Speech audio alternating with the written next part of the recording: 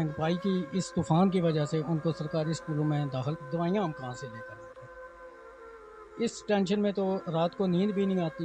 हुक्मरानों को अल्लाह इतनी हिदायत दे कि ये दुनिया में खुदा बनी हुई है।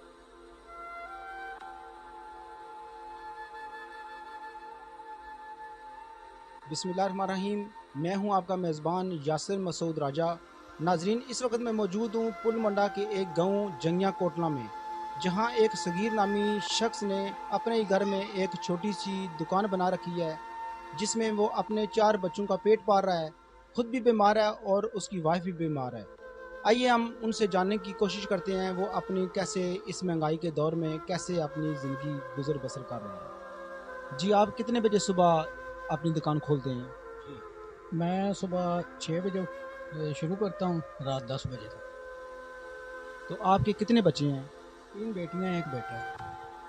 तो आप इस दुकान से दिन में कितने पैसे कमा लेते हैं? यही 600-700 रुपये।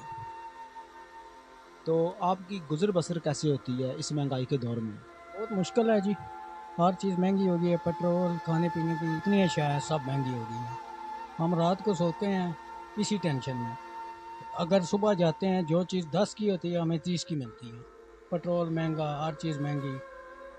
स्कूलों की फ़ीसें नहीं अदा कर सकते। मेरे बच्चे पहले 2 साल पहले रीड फाउंडेशन में पढ़ते थे।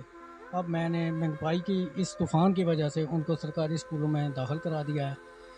मुझसे ये अफोर्ड नहीं हो रहा। और मेरे घर में अगर कोई बीमार हो जाता है, मेरी वाइफ भी बीमार है, मैं खुद मरीज़ बंदा हूँ, मेरे बच्चों में से कोई बीमार हो जाता है तो हम 10 बार सोचते हैं कि हम अगर हॉस्पिटल या किसी डॉक्टर के पास लेकर जाएंगे तो हमारे पास खाली फ़ीस के ही पैसे होंगे, दवाइयाँ हम कहाँ से लेकर आएंगे। इस टेंशन में तो रात को नींद भी नहीं आती।